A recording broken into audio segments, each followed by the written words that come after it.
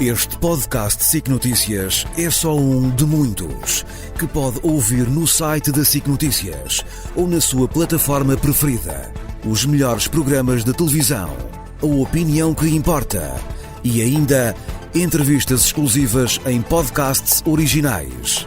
Onde e quando quiser, leve no bolso todas as conversas. Fique a par das últimas novidades em sicnoticias.pt/podcast e nas nossas redes sociais. Muito boa noite. Luís Marques Mendes é um nome bem conhecido dos portugueses. Foi presidente do PSD, ministro em vários governos, conselheiro de Estado e, durante anos, um dos comentadores mais ouvidos no país.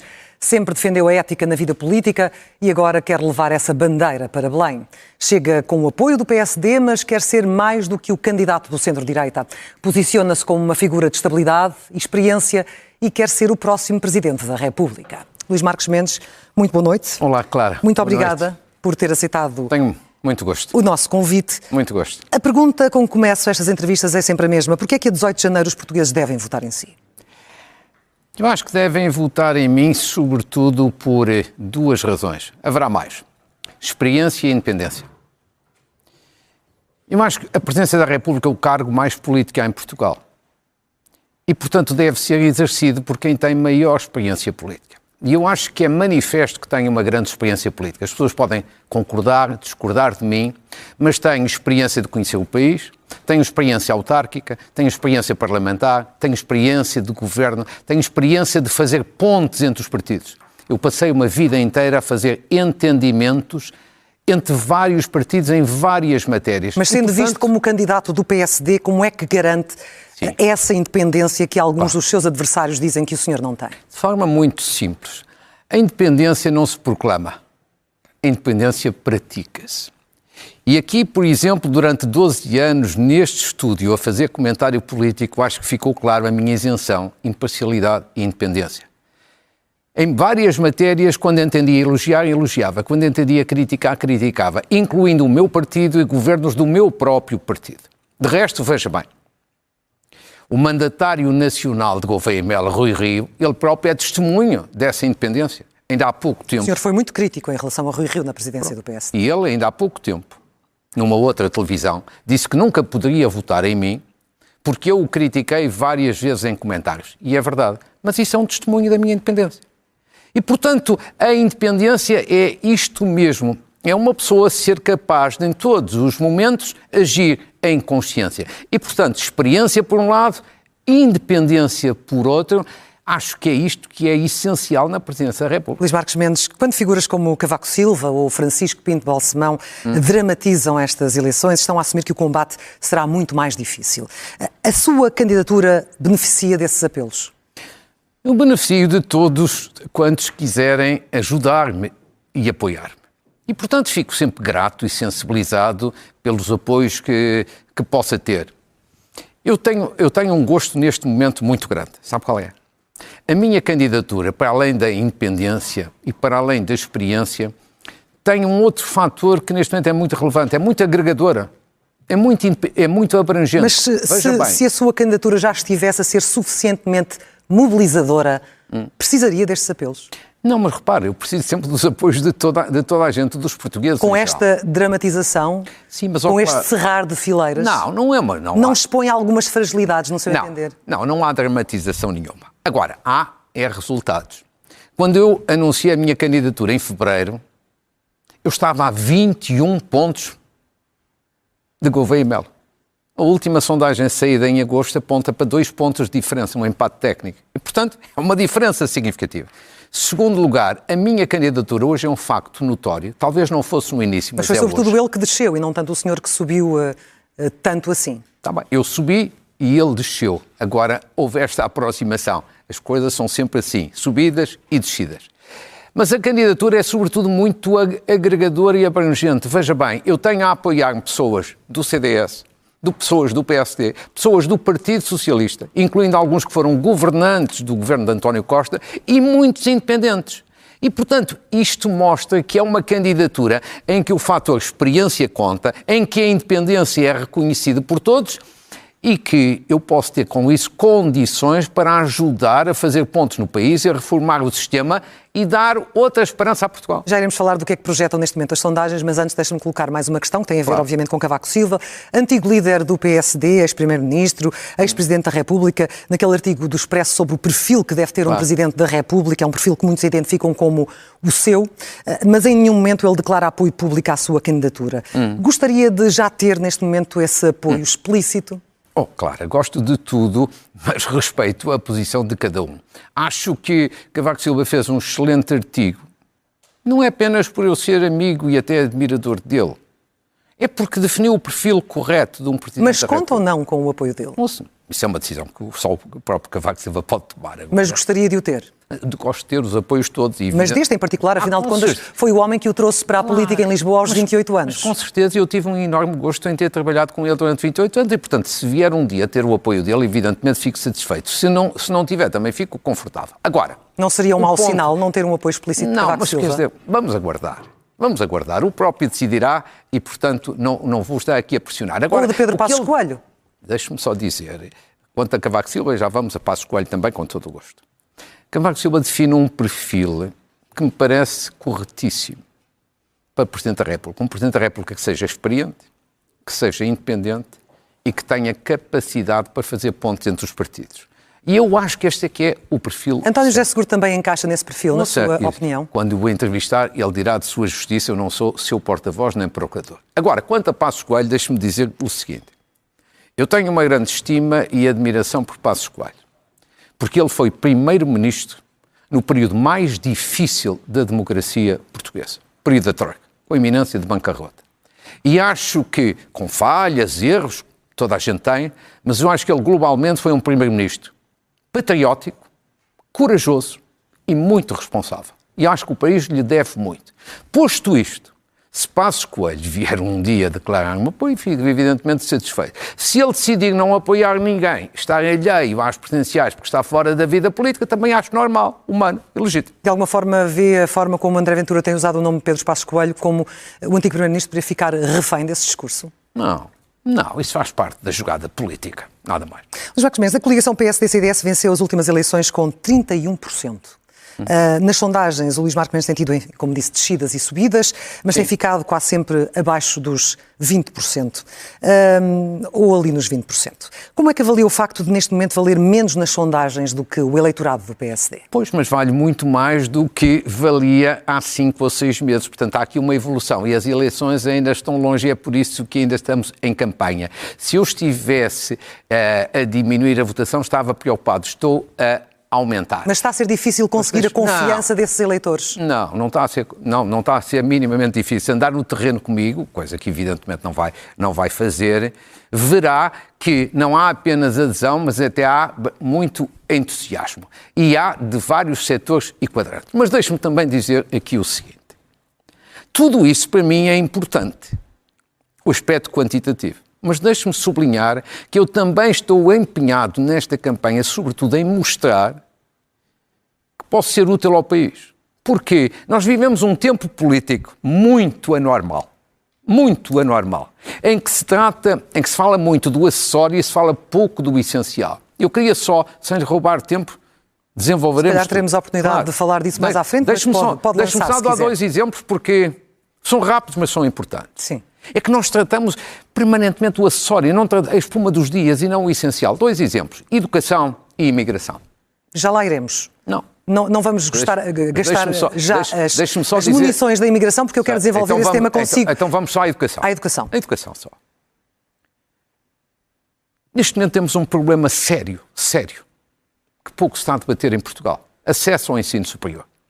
Os últimos dados da colocação de alunos mostram 2 coisas muito negativas e muito perigosas e pouca gente discute isto. Alguma sim, mas pouca gente. Primeiro, há mais vagas do que candidatos. Sim. Ao contrário do que acontecia antigamente. Ora, menos gente a concorrer ao ensino superior. Isto é muito mau, porque com uma licenciatura um jovem tem mais condições para competir no mercado de trabalho. Sem uma licenciatura é mais difícil. Sim. Segundo ponto que também não se fala, e é um ponto importantíssimo. Quem está mais a perder, as universidades e os politécnicos do interior. Ora, durante 50 anos de democracia, o ensino superior politécnico universitário foi o grande instrumento de desenvolvimento do interior. Se são esvaziados, é o interior que perde a coesão nacional e a coesão territorial. Eu queria dizer-lhe o seguinte: esta matéria tem que ser discutida, como várias outras. E o meu papel como Presidente da República é exercer a minha magistratura de influência para que estes temas, que são os realmente importantes para a vida das pessoas, não fiquem na gaveta. Venham para o debate público. Senão uma campanha presidencial parece que é apenas o angariar votos. Não, é preciso mostrar... Mas também é preciso angariar votos, Luís Marcos Mendes, porque as eleições ganham-se com votos, se não tiver os votos necessários não se ganham. A candidatura de Coutinho Figueiredo incomoda-o mais do que a candidatura de André Ventura? Não, nenhuma candidatura me incomoda. Bom, mas para agregar a direita e parte do centro, ela acaba por não vir no tempo certo? Sim, não, mas todas as candidaturas são legítimas e são respeitáveis. Eu saúdo-as a todas e saúdo a todas e, portanto, se tornam o combate mais difícil, então o combate, se é mais difícil, é mais desafiante e mais estimulante. Alguma vez tentou obter o apoio da Iniciativa Liberal nestes 8 meses que leva desde que deixou o comentário político e apresentou a candidatura? Não tinha que o Não lhe pareceu importante? Não é não parecer importante. Tenho imenso respeito por todos, mas não ando, evidentemente, a negociar apoios. Os seus críticos dizem que está demasiado ligado a Marcelo Rebelo de Sousa e que o país quer hoje alguém que representa algo diferente, talvez até o oposto de Marcelo. Ora, como sabe, Henrique Gouveia Melo apresenta-se com um perfil muito diferente. Ele diz, aliás, que falar menos será uma das suas primeiras medidas. O Presidente deve falar menos para dar mais peso ao que diz ou deve estar sempre disponível para reagir a tudo o que lhe pergunta? Não, acho que evidentemente tem que ser contido. Já o disse várias vezes. Até mesmo nos meus comentários anteriormente à candidatura. Um Presidente deve ser contido, evidentemente, para que a palavra seja valorizada. E, portanto, eu não estou com isto a criticar ninguém. Estou a dizer que esta é a minha maneira de ser. Eu próprio até já provei no passado, quando fazia comentários, eu só falava aos domingos, apesar de durante a semana ter muitas solicitações para também comentar este e aquele assunto. E porquê? Porque acho que uma pessoa nunca deve banalizar a sua palavra. Esta é a minha maneira de ser. E eu sempre fui assim e não vai ser agora, aos 68 anos, que eu me vou descaracterizar. E qual vai ser a postura institucional e de proximidade que os portugueses podem esperar de si? Não, isso eu sou muito próximo das pessoas, mas sempre fui. Não pode esquecer. Há espaço para selfies também? Sim, com certeza. Agora, isso não é o mais importante, mas também eu sempre fui próximo das pessoas, claro, sempre. Eu aos 19 anos fui autarca. Fui vice-presidente e vereador na Câmara da minha terra. E habituei-me a uma lógica de proximidade com as pessoas. E ao longo dos tempos cultivei e reforcei isso. Portanto, eu não estou aqui a comparar-me ninguém, cada um é como é, e acredite, eu vou continuar a ser aquilo que sou, ser genuíno. O senhor, quando era líder do PSD, travou o apoio do partido a candidatos envolvidos em processos judiciais, como Isaltino Moraes, Valentim Loureiro, e disse que mais vale perder uma eleição do que perder a honra e a credibilidade. Hoje o PSD apoia a candidatura autárquica de Isaltino em Oeiras. Tendo o senhor o apoio do PSD nesta sua candidatura, sente-se de alguma forma traído pelo seu partido ou acha que mudou o conceito de ética no PSD? Eu tenho a mesma posição. Eu não alterei a minha posição rigorosamente em nada. E, portanto, só que hoje não sou eu a decidir, são outros a decidir, eu respeito, mas tenho a mesma opinião que tinha no passado. E deixe-me dizer-lhe o seguinte a esse respeito, porque este é um tema central para o futuro. Ética na vida política. Quando apresentei a minha candidatura, disse que tinha 3 grandes objetivos: estabilidade, ambição e ética. E a ética é como a independência. Não se proclama, pratica-se. E eu pratiquei há 20 anos, com os exemplos que acabou de dar e outros. Eu afastei alguns presidentes de câmaras. E por causa disso o partido também o afastou a si? Com certeza, e tem todo o direito. Mas é aquilo que disse, e eu disse na altura. Antes perder uma eleição ou perder uma liderança do que perder a honra e a credibilidade política. Agora, o que eu quero dizer é o seguinte: antes de mim nunca ninguém tinha feito isso. E depois de mim, que me recordo, também ninguém fez isso. Mas eu vou-lhe dizer o seguinte: este tema tem alguma autoridade para falar, não é arrogância, alguma autoridade moral e política, e por isso a questão da ética será um dos temas essenciais da minha presidência. É preciso, hoje os portugueses olham para os políticos e torcem o nariz. E muitas vezes com razão. E nós temos que alterar isto. E eu já dei provas dessa vontade de alterar isso. É como a questão da independência. E vou colocar esta questão da ética como uma questão central da minha presidência. Ainda partindo do exemplo de Isaltino Moraes, os princípios que invocou então, a honra, a credibilidade, estão hoje ultrapassados porque Isaltino cumpriu pena ou mantém que certos limites não deveriam nunca ser relativizados? Ou seja, há crimes que mesmo depois de cumprida a pena e de uma reinserção na sociedade, com plenos poderes, devem afastar definitivamente os responsáveis da vida pública? Eu nunca tomei decisões por razões jurídicas. Era o que faltava, se não estávamos numa república dos juízes, ou dos tribunais, ou da magistratura em geral. Não, eu tomei decisões políticas. Se às vezes o condicionalismo jurídico também ajudava, com certeza, mas tomei decisões de natureza política. E, portanto, a ética é, sobretudo, uma questão de natureza política. Há pessoas que não têm nenhum problema com a justiça e, todavia, não têm uma postura ética. Queria aqui reafirmar o meu ponto de vista sobre a ética. Há quem diga que a ética é a lei. Não, eu acho que a ética está muito para além da lei e pode haver comportamentos que até sejam legais, mas são eticamente censuráveis. Este é o meu ponto de vista e eu vou continuar a defender isto. E reparem... Ou seja, quem esteja envolvido nesses casos, como é o caso, nunca deveria voltar à vida política, à vida pública, da mesma forma. São opções. Eu tenho um critério neste plano apertado. Fica claro. E, portanto, já deixei claro... Repare, a pergunta que me está a fazer foi-me feita em julho, na altura, relativamente a essa candidatura, e eu expressei com toda a naturalidade. É também um exercício de independência. O PSD decidiu de uma maneira, eu penso de outra. A verdade é que, falando de ética ainda, para terminarmos este assunto, hoje muitos eleitores não olham para a ética da mesma forma que muitos olhavam há uns anos, ou seja, com a mesma exigência de outros tempos, porque de facto o mundo mudou e está a mudar a uma grande velocidade. Como é que quer devolver essa exigência, falando de ética, da importância da ética, sem cair em moralismos fáceis? Claro, nem 8 nem 80. Equilíbrio. Sabe que eu sou uma pessoa de equilíbrio, de bom senso, de moderação. Nem 8, nem 80. Agora, nem a situação tal como existe hoje, em que a ética normalmente é só para enfeitar discursos, nem também o 8 ou 80, do outro lado, o 80, que é o populismo. Mas eu dou-lhe alguns exemplos para não ser conversa genérica. A Assembleia da República devia ter uma comissão de ética. E na prática só tem uma comissão para tratar de questões de incompatibilidades, não de comportamentos éticos. Essa comissão devia ser integrada, do meu ponto de vista, não por deputados, para não se julgarem a si próprios, mas por outras pessoas. Sei lá, ex-provedores de justiça e outros senadores da República. Isto é essencial. Eu vou fazer leis? Não. Mas não há interesse nisso? Não, acho que não há. Senão já tinha existido. E o que é que isso revela da classe política? Não, revela que a classe política não está a perceber aquilo que é a evolução no país. Mas há muitos anos que eu digo isso, portanto sou totalmente coerente. Agora, eu não vou fazer leis. Alguns adversários meus colocam as questões como se fossem governar. Ou como fazer leis. Não, um Presidente da República nem governa, nem faz leis. Mas o Presidente da República tem a coisa mais importante, que é a sua autoridade e é a sua magistratura de influência. E eu vou exercer nesse sentido. Bem. Vou-lhe dar um último exemplo, só mais um. Os partidos têm, normalmente, comissões disciplinares. Têm comissões de auditoria financeira. Nada a opor. Mas os partidos devem ser obrigados a ter também comissões de ética, para analisar comportamentos éticos. E acho que a lei dos partidos deve ser alterada nesse sentido. Vou mudar a lei? Eu não, Presidente da República, não posso. Mas eu tenho o dever de colocar estas questões na discussão pública. É como o exemplo da educação há bocadinho. O exemplo da educação só resolvi aqui introduzir porque é o seguinte.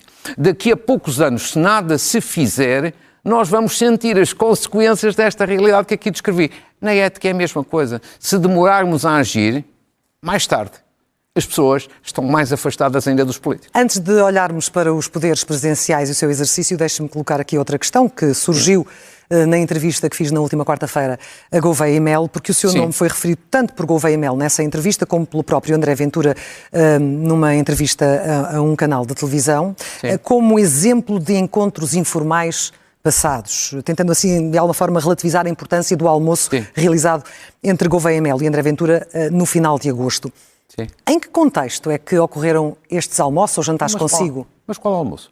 Ou quais almoços? Foram eles que falaram disso, por isso estou aqui a colocar-lhe a questão. Almoçou, jantou com eles individualmente? Com quem? Com Gouveia e Mel? Ou com André Ventura? Não, com André Ventura, não, nunca na vida nem almocei, nem jantei e conheço até muito mal, praticamente só o conheço das reuniões do Conselho de Estado. Ponto.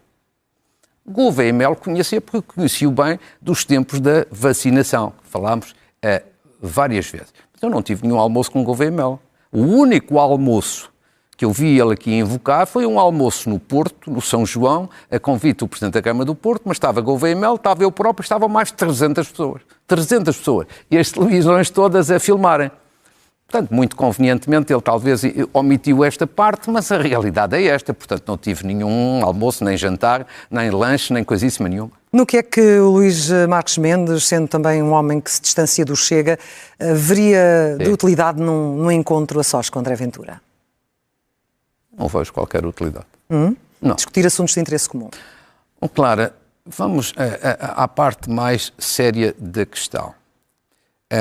Entre André Ventura e eu próprio há modelos completamente diferentes. Ele tem todo o direito de ser candidato, mas evidentemente que já toda a gente percebeu que é uma jogada meramente tática. Mas qual é a leitura política que faz disso? Não faço leitura política nenhuma. Quer dizer, André Ventura foi claro a dizer que até não quer ser Presidente da República, fez tudo para não ser. Eu acho que ele assumiu, não quer ser Presidente da República, portanto isto é uma jogada tática. Ele quer criar confusão, ruído, provocação.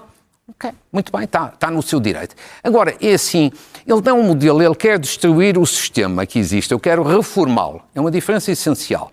Porque os princípios do sistema estão certos, as práticas é que estão erradas. Segundo, ele é o candidato do radicalismo, eu sou o candidato da moderação, do centro, do antirradicalismo e da tolerância. Ele quer representar uma parte dos portugueses, eu quero representar todo o país e todos os portugueses. Portanto, são campos completamente diferentes, não há nada a conversar.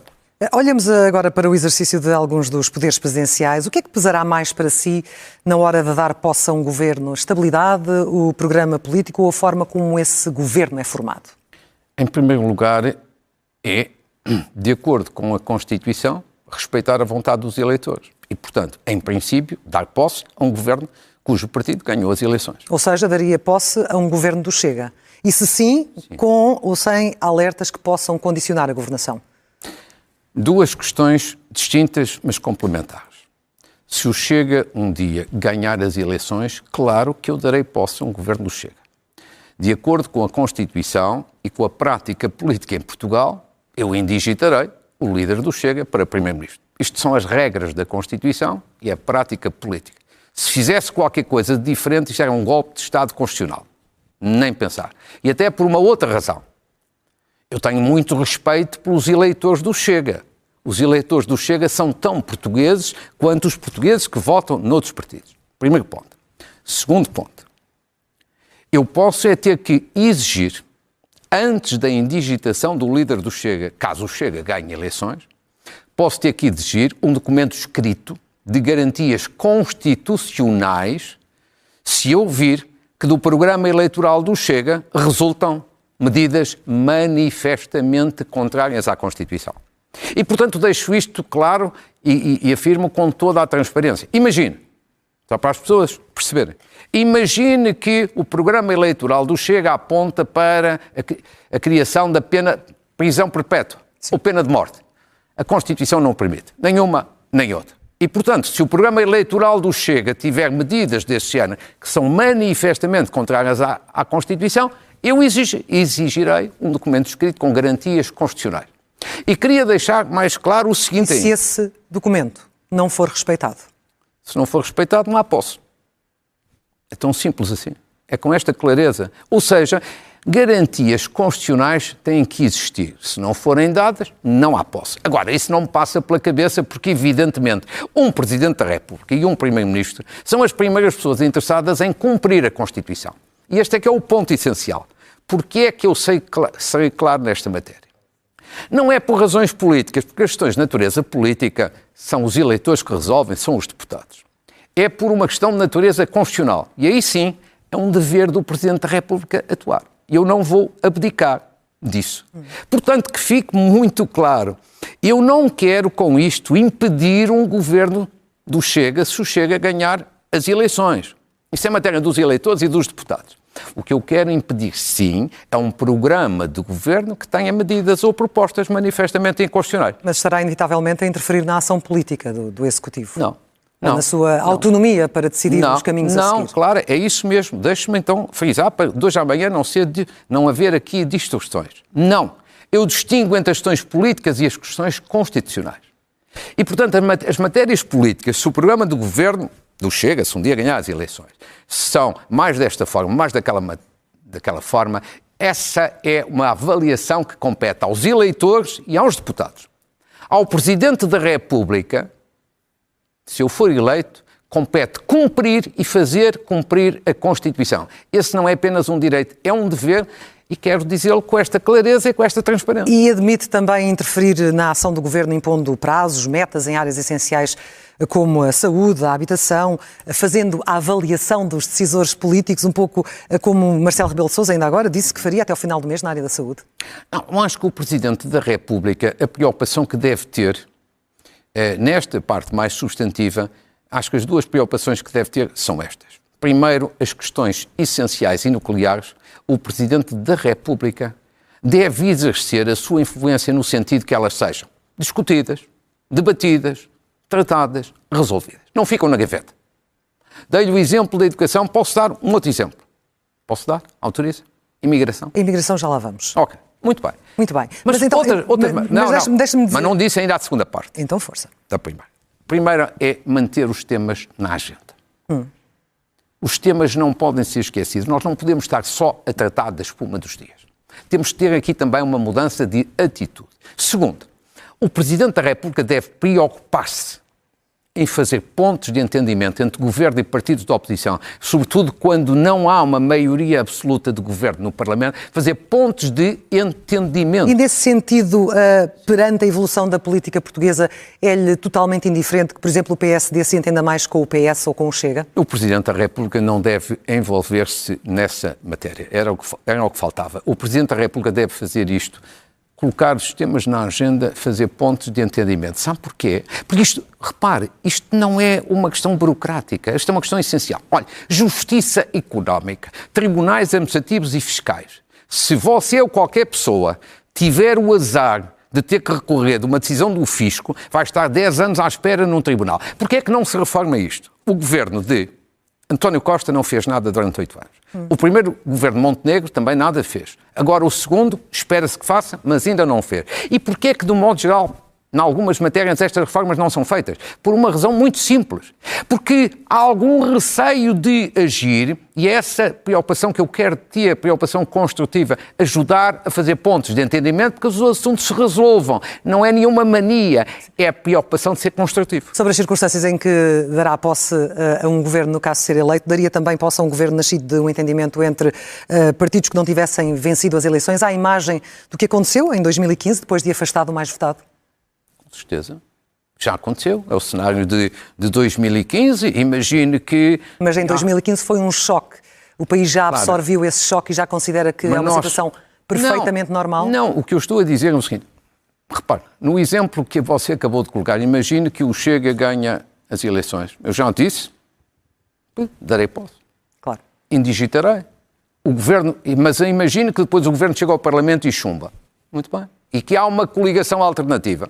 Eu darei posse a essa coligação alternativa. Ou seja, seguirei a prática política que Cavaco Silva seguiu em 2015. E por uma razão muito simples, que isto tem uma lógica. Eu tenho o entendimento que os governos se fazem e se desfazem no Parlamento. É também importante perceber quais são as circunstâncias em que optaria pela dissolução do Parlamento. O não cumprimento de importantes promessas eleitorais é motivo, na sua opinião, para dissolução? Não. Acho que, de maneira nenhuma, acho que é um erro político e acho que é um erro constitucional. É isso que defende, pelo menos, Gouveia Melo. Ele diz circunstâncias muito graves e deu esse como exemplo. Mas eu deixo-me dizer-lhe o seguinte, eu não concordo minimamente com Gouveia Melo. Isto não é nenhuma crítica, é uma constatação, é o debate democrático. Porquê é que é um erro político? Evidentemente que não cumprir uma promessa eleitoral é sempre censurável. Mas quem deve fazer essa censura são os eleitores, é a opinião pública, são os deputados, são os analistas, são os comentadores. Agora, isso é a censura. Agora, partir daí para uma dissolução do Parlamento é desproporcionado, é criar uma crise política, é criar instabilidade. E, portanto, Alguém que admite essa hipótese, em primeiro lugar, já está a criar instabilidade. Quando surgir uma questão ou outra, vai sempre ser perguntado. Se fizer uma dissolução, fator de instabilidade. Pois bem, discordo porque o Presidente da República deve ser fator de estabilidade e nunca de instabilidade. Segundo ponto, um erro constitucional. Depois da revisão da Constituição de 1982, e quem quer ser Presidente da República tem que conhecer estas matérias, os governos deixaram de depender do Presidente da República. Os governos dependem do Parlamento. E, portanto, isso é um erro constitucional. Agora, para mim, a parte política é mais importante e deixo-me até acrescentar o seguinte. Gouveia Melo, na sexta-feira passada, fez uma declaração que veio a público, embora passou relativamente despercebido, que eu acho que não é já só um erro, é de uma enorme insensatez. Eu vou ler. Vou ler só o resumo. É na TVI, saiu no dia 20, e diz assim: Henrique Gouveia Melo admite que poderia fazer cair o governo de Passos Coelho caso fosse o Presidente da República. Em causa está uma promessa eleitoral que não foi cumprida. Certo. Tem a ver com promessa de não aumentar impostos, depois alterar impostos. Atenção uma coisa, eu acho que isto é de uma enorme insensatez. Claro, atenção, claro que ele não diz exatamente, categoricamente, que ia dissolver, mas admitiu, como diz a notícia da TV, admitiu expressamente e em público demitir o governo de Passos Coelho por não cumprir uma promessa. Eu gostava de situar e recordar às pessoas as circunstâncias da altura. Passos Coelho governou no pior período da democracia, quando estávamos com a troika cá dentro, intervencionados, os credores a olharem para nós com condições gravíssimas. Ou seja, se nessa altura o governo fosse demitido, abria-se uma crise política, instabilidade, provavelmente íamos ter um segundo resgate, íamos ter medidas ainda mais gravosas. Eu devo dizer o seguinte: isto é uma insensatez, uma irresponsabilidade. Ele pode não ter dito categoricamente, mas admitiu esta hipótese. E é por isso que, sempre que Gouveia Melo fala, eu fico mais preocupado. Porque, evidentemente, isto só acontece porque lhe falta experiência, preparação para estas matérias e sensibilidade, só que isto é grave para o funcionamento da democracia, para a qualidade da nossa democracia. Para tentar fazer aqui também algum equilíbrio, nós sabemos que estes fundamentos por iniciativa própria não estão na Constituição, mas é sempre o entendimento do Presidente. Em 2003, Marcelo Rebelo de Sousa também dissolveu um Parlamento de maioria absoluta, alegando que o mandato era pessoal de António Costa. Ora, ele, de alguma forma, também acrescentou aqui um fundamento por iniciativa própria. Não foi também esta decisão de Marcelo uma interpretação abusiva? Não foi, porque aí aconteceu uma situação, não é uma promessa não cumprida, que é a questão da desproporcionalidade. Não, mas os portugueses elegem deputados para um Parlamento, não elegem o Primeiro-Ministro. Não, certo? Mas aí a questão que se colocava era outra. Era substituir um Primeiro-Ministro que saiu por um Primeiro-Ministro que não era líder do partido e, portanto, criava-se uma bicefalia em Portugal. Diferente do que tinha acontecido anteriormente com a saída de Durão Barroso, no seu entender? Quando Pedro Santana Lopes tomou posse? Nesse plano não havia drama nenhum. Pedro Santana Lopes era Primeiro-Ministro e líder do PSD. Agora, imagine... Mas não acha que Marcelo criou aqui um precedente perigoso, Luís Marques Mendes? Perigoso, repare, você ainda nem me deixou explicar as circunstâncias. Ao colocar esta questão na parte pessoal do cargo e desse mandato. Não, a parte pessoal. Sim, eu não teria feito essa parte. Não, isso eu não teria feito. Agora, para mim a questão é já mais à frente. A saída de um Primeiro-Ministro não tem que necessariamente levar a dissolução e a eleições. Mas naquele contexto, eu acho que se não fosse feita, ia ser a confusão total em Portugal ao fim de meia dúzia de meses. Porquê? Porque Mário Centeno, o falado para Primeiro-Ministro, não é líder do PS, nem podia ser líder do PS porque nem sequer militante é do PS, portanto o PS ia ter o seu líder, ia ter o seu Primeiro-Ministro, sendo que o líder é que suporta o governo e manda no governo. Eu acho que isso ia ser a confusão total. Esta situação é diferente de todas as outras. Agora, você diz uma coisa que é importante. Porque é que eu acho que Gouveia Melo, com este tipo de atitudes, está a ser fator de instabilidade? É que eu acho que o problema é exatamente o que está subjacente à sua pergunta. Nós já tivemos dissoluções a mais. A mais. E acho que um Presidente da República não deve inventar mais instrumentos ou mais justificações para dissoluções. O papel do Presidente da República é de ser garante da estabilidade e não da instabilidade. A tradição em Portugal, Luís Marcos Mendes, mostra que, por exemplo, o chumbo do Orçamento de Estado tem levado sempre à dissolução do Parlamento e à convocação de eleições. Se enquanto Presidente for confrontado com essa situação, que doutrina é que vai aplicar? Não, eu já o disse várias vezes que o chumbo de um Orçamento de Estado não tem que levar necessariamente a eleições. Depende das circunstâncias. Depende das circunstâncias, mas não tem que levar. Agora, imagine que o Governo está em funções disto. Não, eu não fico nem mais um dia a governar em duodécimo. São circunstâncias diferentes. Mas há um ponto, Clara, desculpe, há um ponto mais importante, que é o seguinte. As crises evitam-se. Ou pelo menos tenta-se evitar. Quando a crise não se evita, a solução, do modo geral, é a bomba atómica. Mas eu acho que o importante é um Presidente da República com experiência, com independência, com capacidade de fazer pontos. Para quê? Para evitar as crises. Evitar. Essa é a minha grande preocupação. Luís Marcos Mendes, já iremos falar do poder de veto, da Constituição, também da imigração, mas neste momento terminamos aqui esta entrevista na SIC. Muito obrigada a todos que acompanharam este Jornal da Noite e Entrevista. Muito boa noite. Seguimos na SIC Notícias. Ora bem, nós temos também, além de todos estes poderes, o poder de veto, que serve também de alguma forma para travar excessos no Parlamento. Luís Marcos Mendes, até onde é que deve ir o exercício desse poder sem bloquear a governação? Acho que o poder de veto deve ser exercido de forma muito seletiva. Muito seletiva. É como a questão do uso da palavra. Temos que ser contidos. E, portanto, o veto político, acho que só manifestamente em situações muito, muito excepcionais. O veto político. Porque tivemos, por exemplo, agora a questão da lei dos estrangeiros. Isso é diferente. Que foi, por motivo, obviamente, vetada por inconstitucionalidades. Não, aí não é o veto político. Não é o veto político, obviamente. Temos vetos inconstitucionais ou políticos. Teria feito o mesmo que Marcelo Rebelo de Sousa em relação à lei dos estrangeiros ou à lei da nacionalidade? Provavelmente teria de enviar para o Tribunal Constitucional? Sim. E depois vetar? De acordo com a opinião do Tribunal, que havia normas inconstitucionais. Não, o vetar é óbvio. No momento em que o Tribunal Constitucional declara normas inconstitucionais, isso é óbvio, é devolução ao Parlamento para corrigir a lei ou fazer aquilo que entender. Não, a questão política é a questão prévia. Claro. Enviar ou não enviar ao Tribunal Constitucional. Eu provavelmente teria feito a mesma coisa. E deixe-me até... Porquê? Se há dúvidas, esclarecem-se as dúvidas. É a doutrina que eu seguirei como Presidente da República, ao exercício da minha independência, seja qual for o governo.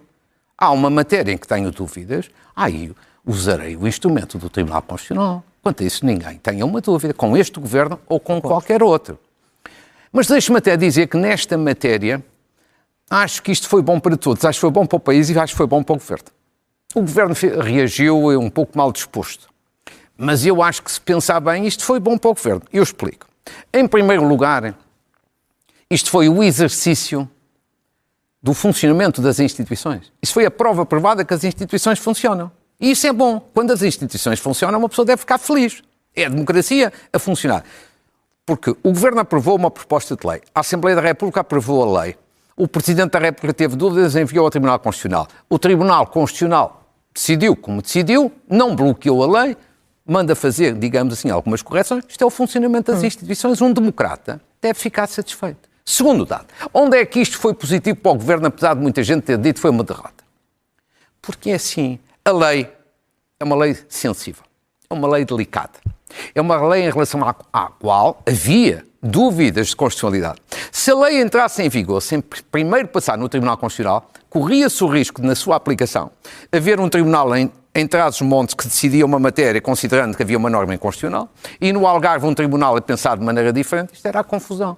Porque as pessoas às vezes esquecem é que estas leis depois são analisadas em caso concreto nos tribunais. Assim, o que é que responde a todos aqueles que dizem que neste caso o Tribunal Constitucional tentou de alguma forma, ou quer de alguma forma, definir a política da imigração em Portugal? Repare, mas eu não vou por aí. Acho que o Tribunal Constitucional pauta-se por critérios de natureza jurídica e não por natureza nem política. Sempre é totalmente consensual não, entre mas os nunca juízes. Em matérias sensíveis não é consensual. Mas o princípio que nós devemos ter é o princípio de respeitar as instituições. Respeitar as instituições.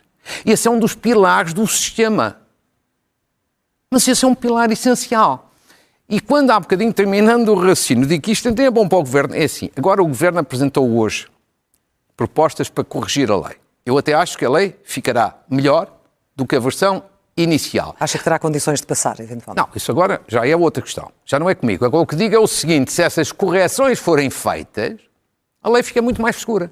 Porque já passou no crivo do Tribunal Constitucional. Na sua aplicação prática já não se gera instabilidade. Por isso é que eu acho que até foi positivo. Na opinião do Chega, ficará uma lei frouxa. O que é que responde a isso? Eu acho que o Chega, em matéria de imigração, tem um mérito que eu reconheço e tem vários deméritos que são graves. O Chega tem um mérito de há uns anos ter introduzido na agenda nacional o tema da imigração. Quase não se falava de imigração. E estes temas são sensíveis, são importantes e têm que ser debatidos. Mas o seu mérito fica por aí. Porque o Chega tem a perspectiva menos construtiva que é possível nesta matéria, que é usar os imigrantes não para resolver os problemas, mas sim para ganhar votos. É uma lógica eleitoral, política, e não uma lógica de contribuir para resolver os assuntos. Isto não é possível, quer dizer, isto não é tratar a imigração como deve ser tratada, como ainda hoje ouvi no Parlamento. Quer dizer, perante um problema na saúde, na educação ou na habitação, a culpa é sempre dos imigrantes. Eu acho que isto nem é verdadeiro, nem é justo. E, portanto, esta lógica de tratar os assuntos desta matéria é que me parece incorreto. Como, deixe-me dizer-lhe o seguinte, como uma outra questão. Quer dizer, muito bem, tem que fazer algumas leis, aprovar algumas leis, e eu acho que algumas decisões tomadas são corretas. Mas eu acho que em matéria de imigração há um outro ponto mais estratégico, mais de fundo, menos burocrático, se assim quisermos, que devia estar também a ser tratado e a ser discutido. Que é? Nós precisamos de imigrantes. Isto ninguém tem uma dúvida. E precisamos de os saber integrar. E se nós pudermos incentivar a vinda de imigrantes cuja integração é mais fácil, tanto melhor. E eu acho que a este respeito era estrategicamente importante estimular, incentivar a vinda de imigrantes, jovens sobretudo dos países africanos de língua oficial portuguesa. Tinha duas grandes vantagens. Um para o país de onde vem, sei lá, Angola, Moçambique e outros.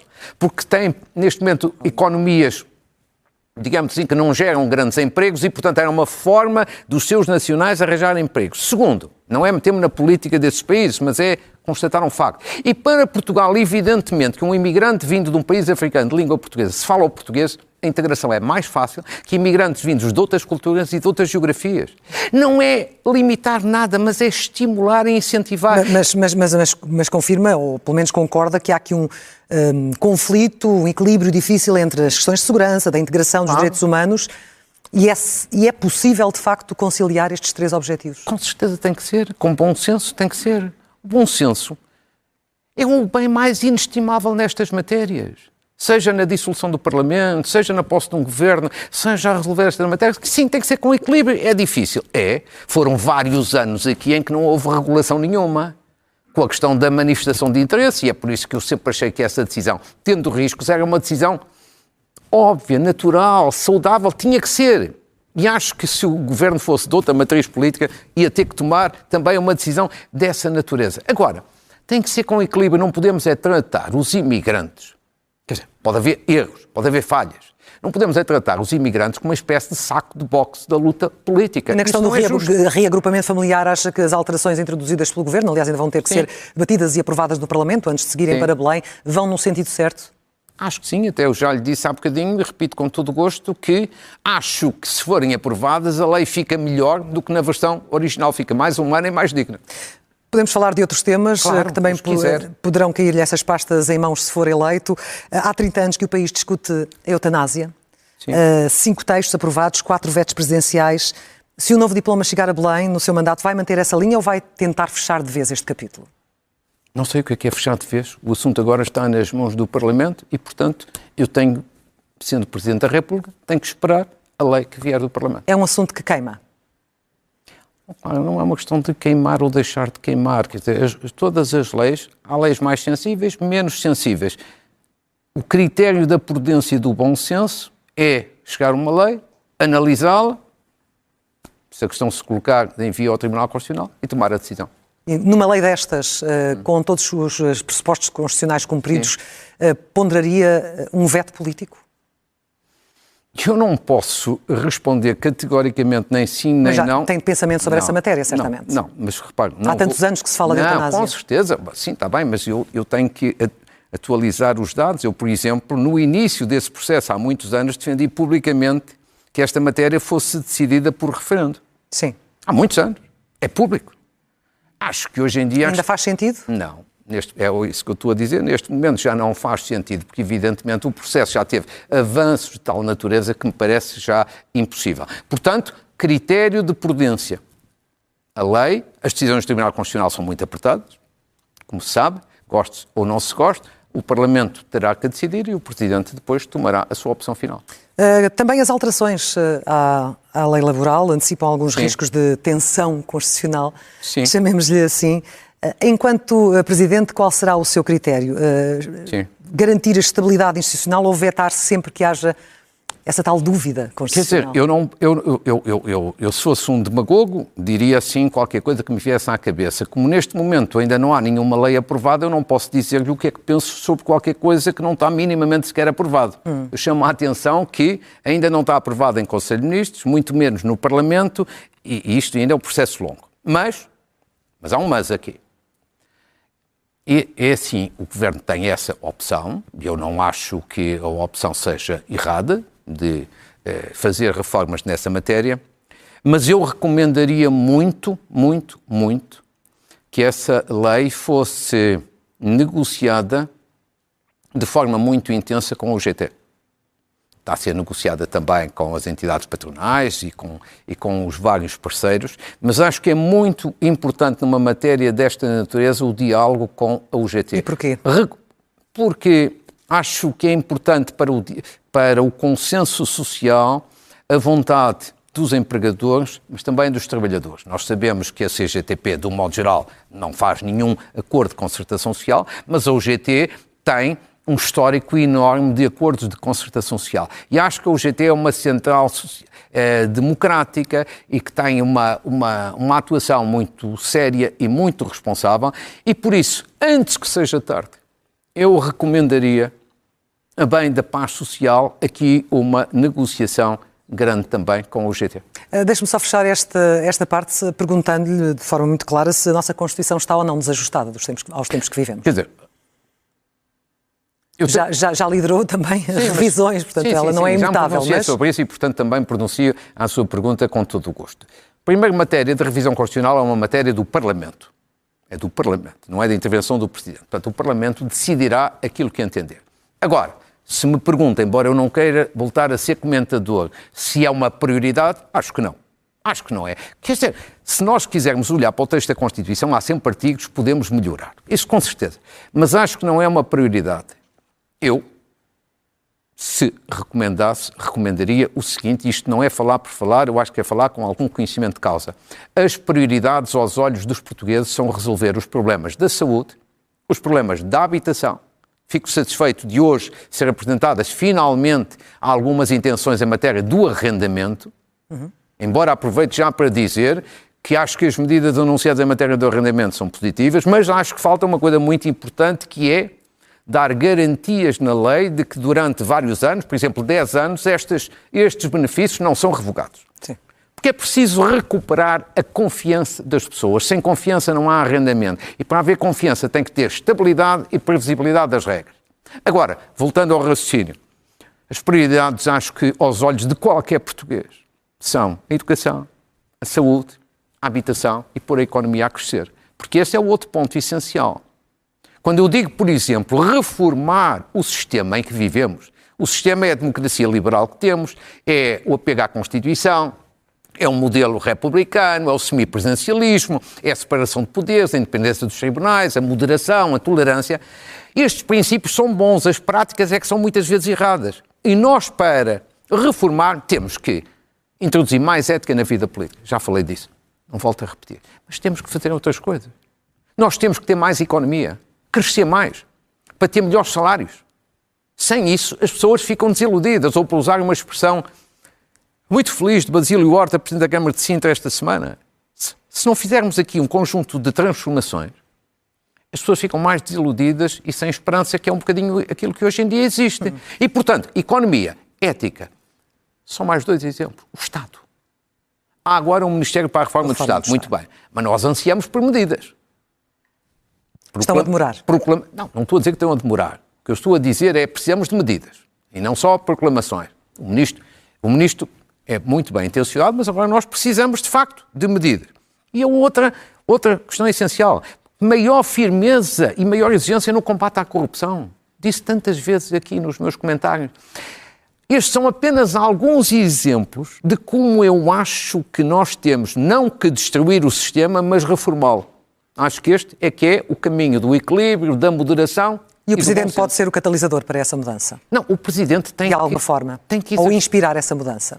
O Presidente não pode existir apenas para fazer dissoluções, deve haver menos, para fazer vetos políticos, mas deve existir também para fazer estas pontes e para fazer estes entendimentos. E dou-lhe até aqui um exemplo. O Presidente deve existir, por exemplo, para mandar, também de forma seletiva, sempre de forma seletiva para não banalizar, mandar mensagens ao Parlamento, que é uma competência que tem nos termos da Constituição e que há anos esta parte é muito pouco usada. Mário Soares chegou a usar isso nos últimos anos. E que tipo de mensagens? Não, mensagens, como diz a Constituição, assuntos relevantes de interesse nacional. Ou seja, colocar assuntos como estes que aqui falei para debate, para discussão. O Presidente não governa. Faz muita impressão que alguns candidatos falam como se fossem tomar decisões. Não vão. Sim. Agora, não vão, estão a enganar as pessoas. Mas o Presidente pode e deve ter causas e deve colocá-las na agenda pública. Através de presidências abertas, Sim, por várias vias. Podem ser mensagens, podem ser comunicações ao país, presidências descentralizadas. O instrumento não é o mais importante. O mais importante é a vontade de colocar algumas causas no debate nacional. Luís Marques Mendes, no âmbito dos compromissos com a NATO, Portugal vai aumentar os gastos com a defesa, como sabemos. O objetivo é chegar aos 5% do PIB até 2035. Concorda com o Gouveia Melo quando ele diz que esta é mais uma meta para dissuadir do que para cumprir? Preferia, em qualquer circunstância, responder-lhe com aquilo que eu penso. Sim. E aquilo que eu penso são várias coisas muito simples e muito rápidas. Em primeiro lugar, este acordo na NATO pode ser muito exigente e difícil de ser aplicado. Mas acho que este acordo foi de uma importância capital. Se não tivesse havido acordo, o que estávamos neste momento a discutir na Europa era o princípio do fim da NATO. Era a implosão da NATO. Isso era uma catástrofe para o Ocidente e para a Europa. Só era uma boa notícia para a Federação Russa e para o Sr. Putin. E, portanto, foi muito importante para lá ter havido um acordo, mesmo que ele seja muito exigente. Segundo, a estratégia agora, na sua aplicação, que deve existir da parte dos vários países, mas agora falo de Portugal, está assente aqui em 3 ideias. Temos que gastar mais em defesa, temos que gastar melhor e temos que gastar europeu. Tudo isto acho que é um programa. Temos que gastar mais, evidentemente, por todas essas razões. Temos ali um inimigo, e nós também fazemos parte aqui desta equação e temos que dar o nosso contributo e evidentemente que só a Europa gastando mais ajuda a que o efeito dissuasor se possa manifestar. Mas depois temos o outro lado, Marcos Mendes. Espera, mas deixe-me primeiro... Eu sei que também lhe é caro, que impacto terá isso no Estado Social? E como é que o senhor, enquanto Presidente, garante que tudo isto vai ser muito bem explicado ao país? Mas deixe-me só terminar, porque senão colocamos um bocadinho o carro à frente dos bois. Portanto, temos que gastar mais por razões da dissuasão e também por uma outra razão.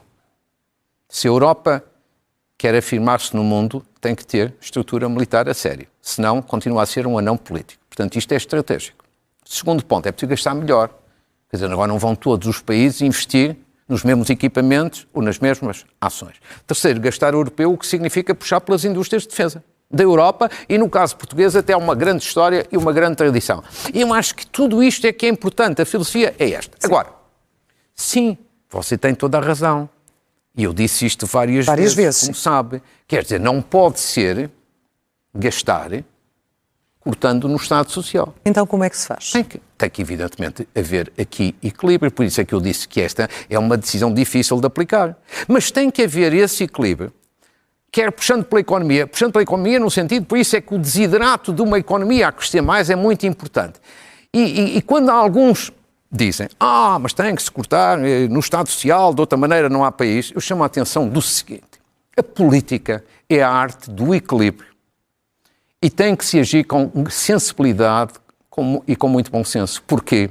Se um pensionista ou um reformado sente que estão a cortar na sua pensão para aumentar despesas militares, esse pensionista ou esse reformado vai perder a confiança na democracia, na União Europeia e na NATO.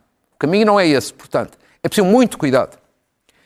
Agora, que nós temos que conciliar tudo isto, com certeza. E eu acho que se vai conciliar. A política também se costuma dizer que muitas vezes é a arte do impossível, mesmo quando parece impossível, às vezes consegue-se, mas de qualquer maneira não me chegou a dizer se os 5% é mesmo para atingir, na sua opinião, ou é de facto para ter um efeito mais dissuasor? Vamos ser francos, aquele acordo tem dois números, 3,5% que é investimento eminentemente militar e 5% que já é um investimento mais abrangente.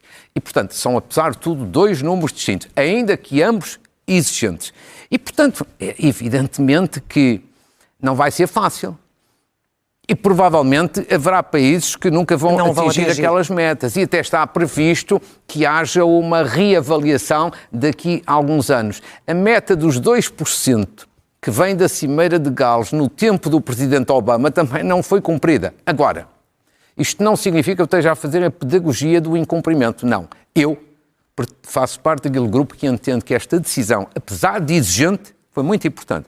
As pessoas não pensam nas consequências. Se não tivesse havido acordo, abriam-se garrafas de champanhe, era no Kremlin. Em Moscovo.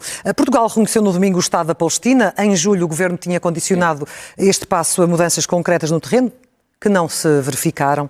Sim. O Presidente e o Governo deveriam ter explicado melhor esta decisão aos portugueses antes de a anunciarem formalmente. Talvez sim. Quer dizer, isso é sempre, a resposta a isso politicamente correta é sempre sim, com certeza. Embora eu acho que não o fizeram. Isso é um assunto tão importante também. No momento da decisão, eu acho que o Ministro Paulo Rangel teve um bom discurso sobre essa matéria. Talvez se pudesse esclarecer um pouco mais. Isso também concordo. Isso eu também concordo, talvez sim. Acho que o Governo talvez repousou na circunstância de haver um consenso quase unânime para evitar essa questão. Mas como é que avalia esta decisão? Temos ouvido muitas críticas que é uma decisão inconsequente. É verdade que foram agora 10 países, mas que no terreno, na prática, nada vai acontecer. Quanto vale esta decisão, Luís Marques Mendes? Esta decisão é eminentemente simbólica. É mais simbólica do que real, mas em política e política externa o simbolismo também conta. Eu acho que esta decisão é uma decisão positiva. Eu preferia que a decisão tivesse sido tomada no quadro da União Europeia, mas a União Europeia divide-se. Tem 3 grupos sobre esta matéria, 3 grupos muito distintos sobre a questão da Palestina. E, portanto, este é um dos problemas da União Europeia. É um certo gigante económico, embora hoje seja cada vez menos, está a perder competitividade em relação à China e aos Estados Unidos, mas é um anão político. E é um anão político porque, por exemplo, no Médio Oriente é um mero espectador. Não tem relevância. Agora, eu preferia que fosse uma decisão no quadro da União Europeia. Tinha mais força. Agora, é no quadro de um conjunto de países relevantes, como o Reino Unido, como a França, como o Canadá, como a Austrália. E eu acho que é uma medida simbólica, mas é uma medida importante em 2 direções. Primeiro, tem coerência. Tem coerência porque quem defende a teoria de 2 Estados trata-se de alguma forma de a materializar. E segundo, é também aqui uma oportunidade de dar maior visibilidade, dignidade e legitimidade à causa palestiniana no conjunto da comunidade internacional. E responde a quem diz que é um prémio para o Hamas e para os ataques de 7 de outubro. Isso acho que é demagógico. Não, isso acho que é completamente demagógico. Quer dizer, achar que Portugal e outros países estão com esta decisão, digamos assim, a privilegiar o Hamas ou contestar o ataque terrorista, não, nem pensar. Se vamos ser completamente francos e diretos relativamente a esta matéria, que é sempre muito sensível. Israel tem toda a razão do mundo em querer fazer a sua autodefesa e em ter retaliado na sequência do atentado terrorista bárbaro que aconteceu. Toda a razão do mundo. Agora, tem vindo a exagerar. E o senhor já disse que na questão de Gaza condenou o silêncio internacional, pediu uma condenação firme perante uma situação que é nas suas palavras, arrepiante, sem rodeios, Luís Marques Mendes. Eu pergunto muito abertamente se acha ou não que Israel está a cometer genocídio em Gaza. Não, relativamente à palavra genocídio, isso não vou entrar por aí, até porque sou jurista e isso, a palavra genocídio, para uma pessoa qualquer, pode ter uma certa conotação, não tem importância nenhuma. Se não é genocídio, qual é a palavra mais adequada? Está a acontecer um massacre, para o que está a acontecer em Gaza? Um massacre intolerável em Gaza. E, de facto, eu gosto de ser autêntico e não gosto de ter dois pesos e duas medidas. Qual é para mim a questão central? São duas questões centrais. Primeiro, nós somos amigos de Israel. Sim. E um amigo deve dizer as verdades aos amigos. E verdade aos amigos, neste caso, é dizer: vocês estão a ultrapassar os limites da razão. Mas, como sabe, Israel encara esses avisos como ataques. Não, sim, pois com certeza, mas eu acho que é isto que Portugal e a União Europeia devem dizer. Eu tenho o direito a ter a minha opinião e acho que, de resto, foi aquilo que foi dito nos últimos tempos. Segundo, eu acho que, por exemplo, também já o disse, isto aqui há dois pesos e duas medidas, porque a Rússia ataca civis na Ucrânia e o Ocidente condena. Israel ataca civis em Gaza e o Ocidente não condena, são dois pesos e duas medidas. Terceiro, falta a ação da parte da União Europeia. Fala-se do reconhecimento do Estado da Palestina. Mas eu vou-lhe dizer, ainda mais importante, já o disse em julho, ainda mais importante era a União Europeia ter a coragem de suspender o acordo de comércio que tem com Israel. Esta é que é a forma de falar com verdade, com autenticidade e com firmeza. Para fecharmos este assunto, o Presidente deve ter um papel ativo na diplomacia que agora se segue ao reconhecimento do Estado da Palestina? Não, o Presidente deve ter os poderes de intervenção que têm a ver com a Constituição. Não há invenção neste domínio. E a área da defesa, como a área da política externa, são duas áreas em que a Constituição prevê que o Presidente tenha mais intervenção do que noutras áreas. E esta é, portanto, a minha leitura. Estas entrevistas terminam com perguntas rápidas também. Sim. Para respostas rápidas. Vamos então começar. Sim. O voto deve ser obrigatório em Portugal? Não sou adepto disso, Acho que até a abstenção é um direito que as pessoas devem ter. Apoia o voto aos 16 anos? Deixaria as coisas como estão. Quase 30 anos depois, faz sentido voltar a referendar a Constituição? A regionalização, peço desculpa. Não, essa é uma matéria que compete aos partidos, não é de iniciativa do Presidente. Eu não vou comprometer com uma coisa dessa natureza. O poder de iniciativa de referendo não pode ser do Presidente. Sim, mas sendo Presidente, que matéria escolheria neste momento para referendar? Alguma que considere verdadeiramente importante e gostaria de ouvir? Essa é uma decisão dos partidos, mas eu não vejo como a questão da Constituição. Se os partidos decidirem fazer uma revisão, eu respeito. Mas portanto, se decidirem fazer algum referendo nacional, eu também respeito. Mas neste momento não estou a ver assim uma matéria que seja prioritária que o justifique. O Presidente da República, falando de questões que hoje em dia preocupam muito para as famílias e não só, e também os agentes políticos, deve ter uma presença direta nas redes sociais. E não apenas a Presidência da República, mas o Presidente. O Presidente? Sim, deve ou não ter uma presença direta nas redes sociais, como tem o Primeiro-Ministro, como tem ministros, como tem Presidentes de Câmara? Não, porque esta é uma pergunta que eu não sei responder-lhe, mas prometo pensar no assunto. Mas é uma questão dos nossos tempos. Mas prometo pensar no assunto. Portugal deve limitar o acesso de menores às redes sociais, à imagem do que decidiu fazer a Austrália? É uma matéria muito delicada, não lhe vou dar uma resposta de sim ou não. É uma matéria muito delicada, é uma matéria em que o debate, sobretudo a nível de especialistas, deve ser feito. Então, falando de uma matéria que já está em cima da mesa, a proibição total do uso de telemóvel nas escolas deve ou não, no seu entender, ser alargada até ao 12º ano? Tal como pedem associações de pais, por exemplo. Acho que é uma matéria a considerar. Como sabe, eu devo ter sido as primeiras pessoas no espaço público a levantar esta questão aqui nos comentários, na sequência de várias decisões dos países nórdicos. Acho que agora foi dado um passo. Antes eram as escolas que decidiam, agora passa a ser obrigatório, eventualmente mais tarde alargar. Acho que se constatar, é sempre uma questão, em primeiro lugar, no plano técnico, se constatar de facto que há prejuízos para os jovens e para a sua aprendizagem, acho que se deve ir lá mais longe.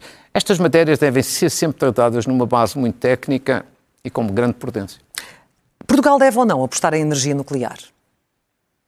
Não sou, quer dizer, repare, o Presidente não tem uma vez mais ter intervenção sobre isso, mas eu já como cidadão, há muitos anos, tive esse tipo de reflexões e eu não iria por aí. Não.